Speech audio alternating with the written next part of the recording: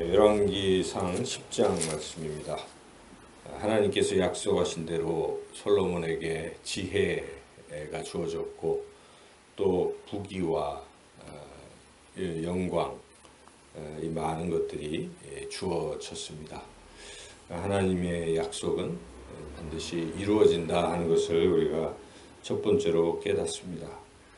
그런데 또 두 번째로 생각할 것은 이러한 모든 지혜, 부귀, 이 모든 것들을 어떻게 사용하느냐, 또 이것이 하나님이 주신 것이다 하는 것을 알고 또 이 부귀에 또 특별히 너무 의지하는 것, 이것이 과연 옳은가 하는 것을 또 생각하게 하는 말씀입니다. 왜냐하면 신명기 17장, 어제도 우리가 그 말씀을 읽었지만 14절부터 17절까지 보면 하나님께서 이스라엘에게 말씀하신 것이 너희들이 왕을 세우려고 하면 내가 택한 왕을 세워라 하는 것과 더불어서 그 왕이 가져야 될 자질의 덕목에 대해서 말씀을 했는데, 그 덕목 중에 마병 같은 것을 많이 이렇게 갖지 말라, 이런 말씀이 있어요. 은금을 또 쌓아두지 말라, 또 여자를 가까이 하지 말라, 이런 말씀이 있었지 않습니까? 그것은 하나님을 절대적으로 의지해야지, 가지고 있는 그러한 은금이나 마병을 자꾸 의지하게 되면 안 된다, 그 말씀을 하시는 것인데, 솔로몬이 우리가 이 본문을 보면 얼핏 하나님보다 그런 것을 자꾸 의지하려고 하는 조짐을 우리가 볼 수가 있습니다. 그래서 10장은 그 마병, 은금을 쌓아둔 것과 마병을 이렇게 자꾸 많이 또 이렇게 가지고 있는 것, 이러한 잘못. 11장은 이방 여인들을 많이 두어서 그로 인해서 이제 결과적으로 11장에 가면 솔로몬이 타락했다 하는 말씀으로 끝이 나고 있지 않습니까? 그래서 이 10장은 그런 맥락에서 우리가 이해를 해야 되겠습니다. 이 재물, 또 이런 많은 것들을 하나님 주시는데 그걸 우리가 어떤 태도로 가져야 되고 또 어떤 태도로 사용해야 되는가 하는 것을 깊이 생각해 봐야 된다 하는 것이죠. 마태복음 6장에 보면은 이 재물에 대한 말씀을 우리 예수님이 해주시는데 크게 두 가지를 말씀하십니다. 뒷부분에는 이 가난한 사람들이 재물에 대해서 어떤 생각을 해야 되느냐를 말씀하시죠. 그래서 가난하더라도 너무 재물 그거 모으는데 골몰하지 말라. 먼저 그의 나라와 그의 의를 구하면 이 모든 것을 너희에게 더하시리라, 이렇게 말씀하심으로써 가난해도 너무 재물 중심의 삶을 살지 말고 하나님 중심의 삶을 살라, 하나님을 늘 의지하라 하는 것이 재물관의 핵심입니다. 한편 또 이제 그 앞부분에 보면은 재물을 많이 가졌을 때 어떻게 해야 되는가 하는 것입니다. 그 재물을 자꾸 이 땅에 쌓아두면 그거는 동록 이렇게 다 녹이 슬고 이런다는 것이죠. 하늘에 쌓아두라 하는 그런 말씀과 더불어 재물과 하나님을 동시에 섬길 수 없다는 말씀이, 또 경고의 말씀이 같이 나오거든요. 그 얘기는 무엇입니까? 돈이 많고 재물이 많다고 해서 그것을 최고로 여기고 오직 그것을 의지한다든지 하는 태도가 잘못됐다 하는 것이고, 그 재물로 어떻게 해야 되는가?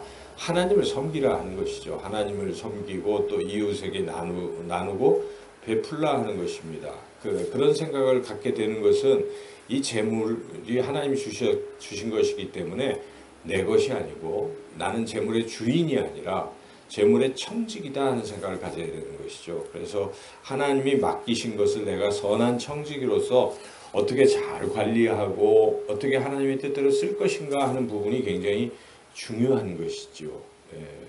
요즘 어느 기업이 이렇게 형제 싸움, 아버지에 대한 아들의 반란 뭐 이런 것들을 우리가 목도하면서 참 그렇잖아요. 그래서 사람들이 참 싫어하고 불매운동도 벌이고 뭐 이런다고 하지 않습니까? 세상살이 보기에도 돈 가지고 싸우는 모습 참 좋지 않은데 그만큼 세상은 이 돈 때문에 많은 것들이 엉망이 되고 허물어지고 있다는 것이죠.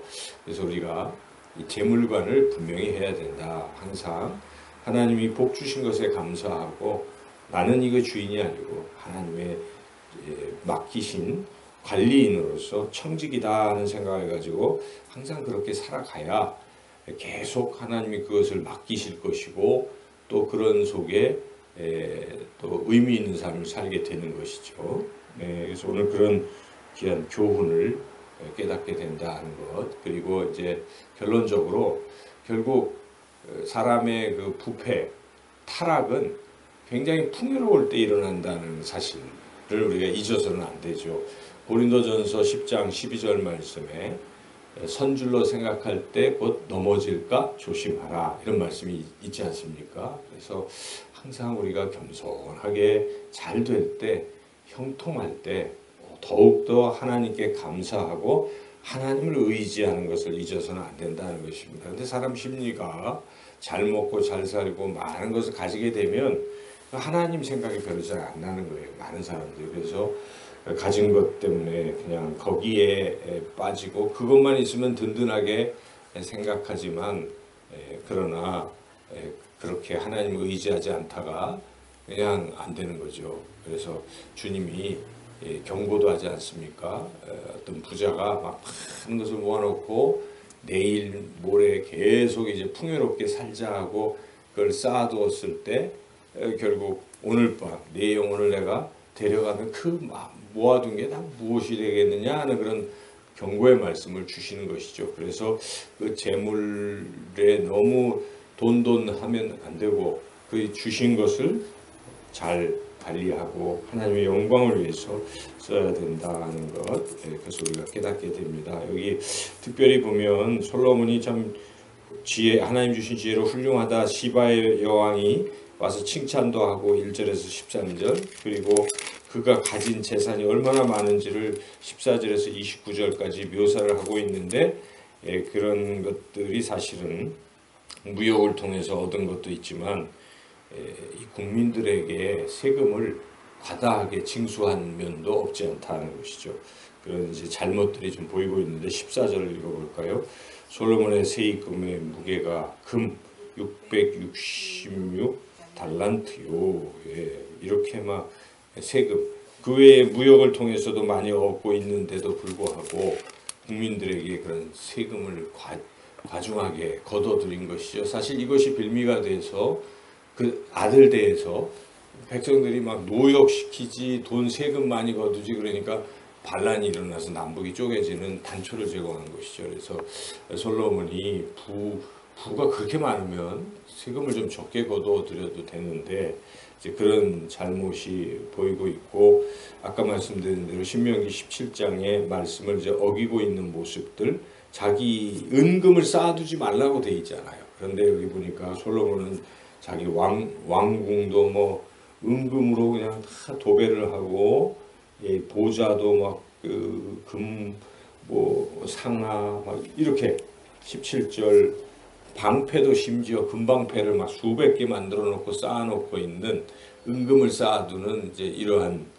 잘못이 보이고 있다는 것이죠. 그래서 이러한 부분들을 우리가 또 주의해야 되겠습니다. 그리고 여기에 말씀도 된 것처럼 26절 한번 읽어볼까요? 솔로몬이 병거와 마병을 모음에 병거가 1400대요 마병이 12000명이라 병거성에도 두고 예루살렘 왕에게도 두었으며 이렇게 말과 병거 많이 모아두지 말라고. 그래서 지금 신명기 17장 말씀을 위배하고 있는 부분들을 우리가 곳곳에서 발견하고 있다 하는 것이죠. 그래서 오늘 반복해서 말씀드리지만 선줄로 생각할 때 넘어질까 조심하고 재물과 하나님을 동시에 섬길 수 없음을 알고 하나님을 섬기는 그러한 겸손한 신앙, 그리고 주신 것을 잘 지혜롭게 하나님의 영광을 위해서 또 이웃들에게 나누고 베푸는 복된 삶을 살아서 더욱 하나님이 기뻐하시고 하나님께 영광을 돌리는 삶을 살아가시기를 주님의 이름으로 축원합니다.